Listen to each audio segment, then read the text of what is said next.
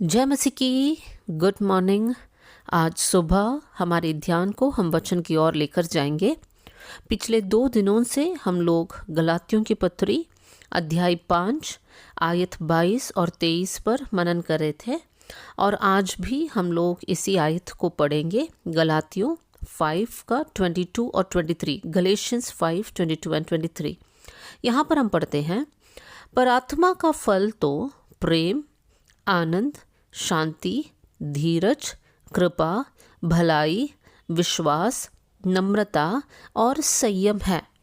कल हम लोग प्रेम के बारे में सीख रहे थे कि हमें किससे प्रेम करना चाहिए, कैसे प्रेम करना चाहिए। आज हम लोग आनंद, इस गुण के बारे में सीखने जा रहे हैं। शुरू करने से पहले हम अपने आप से पूछे, क्या मैं आनंदित हूँ? तो हमारा जवाब क्या है? बहुत से वक्त लोग आनंद और खुशी में कंफ्यूज हो जाते हैं। उसके बीच का अंतर समझना थोड़ा मुश्किल है। खुशी परिस्थितियों पर निर्भर है। जब मैं कुछ हासिल करती हूँ, जब मैं कुछ प्राप्त करती हूँ या जब मैं कुछ नया खरीद लेती हूँ, तो उस समय पर मेरे जीवन में मैं खुशी को अनुभव करती हूँ। या हो सकता है मेरा बर्थडे है या मेरा शादी है, मेरे परिवार में कुछ अच्छा हो रहा है, तो उस समय पर जो हम अनुभव करते हैं वो है खुशी।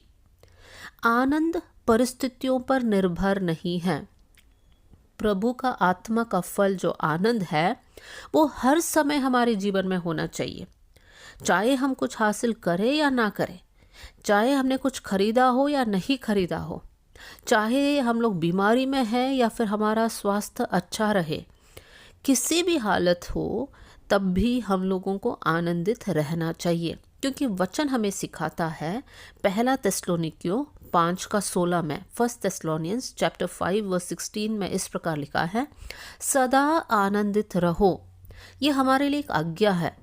सदा आनंदित मतलब हर समय, चाहे मेरे लिए कठिन समय हो या चाहे मेरे लिए एक आशीष का समय हो, वो परिस्थिति जो है निर्भर नहीं करता कि मुझे आनंद मनाना चाहिए या नहीं मनाना चाहिए। मेरे लिए प्रभु का वचन ये आज्ञा देता है कि मुझे सदा आनंदित रहना चाहिए। फिलिपियों की पत्री अध्याय 4 और उसका 4 आयत, फिलिपियंस चैप्टर 4:4 में इस प्रकार हम पढ़ते हैं, प्रभु में सदा आनंदित रहो। मैं फिर से कहता हूँ, आनंदित रहो। इन दोनों आयत को पौलुस ने लिखा और फिलिपियों के पत्र लिखते समय पौलुस जेल में पड़ा हुआ था। जेल में पड़ा हुआ एक व्यक्ति कैसे कलीसिया के लोगों से कह सकता है प्रभु में आनंदित रहो? इसका मतलब हम कहाँ रहते हैं, हमारे पास क्या है, हम लोग कितने अमीर हैं, हमने क्या हासिल किया है, ये कोई भी बात हमारे आनंद को इफ़ेक्ट नहीं कर सकता है। क्योंकि मेरा आनंद प्रभु में है। प्रभु ने मुझे बचाया, प्रभु ने मेरे पापों से मुझे क्षमा दिया है, प्रभु ने मुझे अपना संतान बनाया है, प्रभु ने मुझे पवित्र आत्मा का दान दिया है। इन सारी बातों में मेरा आनंद है। एक और आयत को आपके सामने रखना चाहती हूँ। भजन संहिता अध्याय 16 और आयत 11, साम्स चैप्टर 16 वर्स 11। यहाँ पर हम पढ़ते हैं, तेरे निकट आनंद की भरपूरी है। भजनकार कहता है कि जब वो प्रभु के निकट रहते हैं तब उस समय पर वो अपने जीवन में आनंद की भरपूरी को महसूस करते हैं। तो मेरे प्रिय भाई बहनों, हम लोग विश्वासी भाई बहन हैं, हमने प्रभु को अपनाया है, लेकिन हमारे जीवन में क्या प्रभु के साथ वो घनिष्ठ संबंध है? क्या हम प्रभु के साथ समय निकालकर प्रार्थना करते हैं? अगर करते हैं तब हमारे जीवन में ये फल को हम देख पाएंगे और वो है आनंद। अगर हम प्रभु के साथ समय नहीं बिताते हैं, हम प्रार्थना नहीं करते हैं, वचन नहीं पढ़ते हैं, तो हमारे अंदर आनंद नहीं होगा। हमारे अंदर चिंता होगा, हमारे अंदर टेंशन्स होंगे, हमारा मन व्याकुल रहेगा।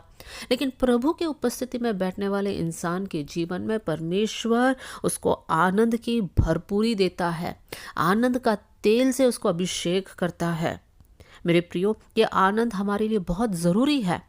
नहम्याह का किताब अध्याय 8 आयत 10, नहमाया चैप्टर 8 वर्स 10 में हम पढ़ते हैं, यहोवा का आनंद तुम्हारा दृढ़ गढ़ है, उसका दूसरा एक अनुवाद में हम इस प्रकार पढ़ते हैं, यहोवा का आनंद मेरी ताकत है।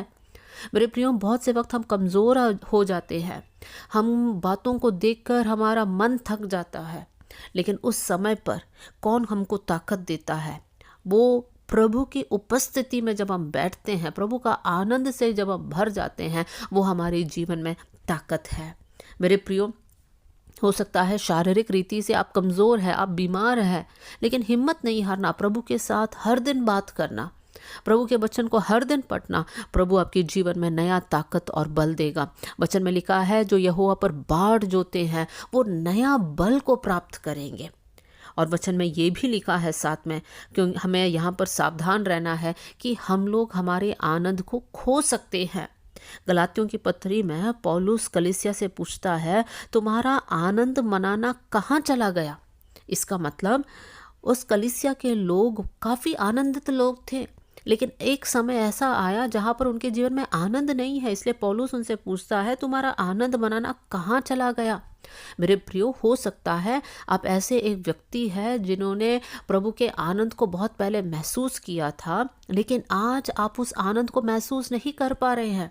उसका रीज़न क्या है? आप प्रभु से दूर हो चुके हैं। आप प्रभु से दूर क्यों होते हैं? क्योंकि आपके जीवन में पाप है। मेरे प्रिय भाई बहनों, अगर आज आप मसीह होने के बाद भी पाप में डूब चुके हैं, पाप में जी रहे हैं, आप प्रभु से माफ़ी नहीं मांग रहे हैं, तो आपके जीवन में आप आनंद को नहीं महसूस कर सकते हैं। तो आज समय है कि हमारे जीवन को हम चेक करेंगे। आप अपने आप से ईमानदार रहिए और पूछिए, क्या मैं प्रभु में आनंदित हूँ? जो भी जवाब आपका है वो आपको हेल्प करेगा कि आप डिसाइड कीजिए आप प्रभु के करीब है या नहीं। आइए हम लोग प्रार्थना करें। स्वर्गीय पिता, आज का वचन के लिए धन्यवाद करते हैं प्रभु जी।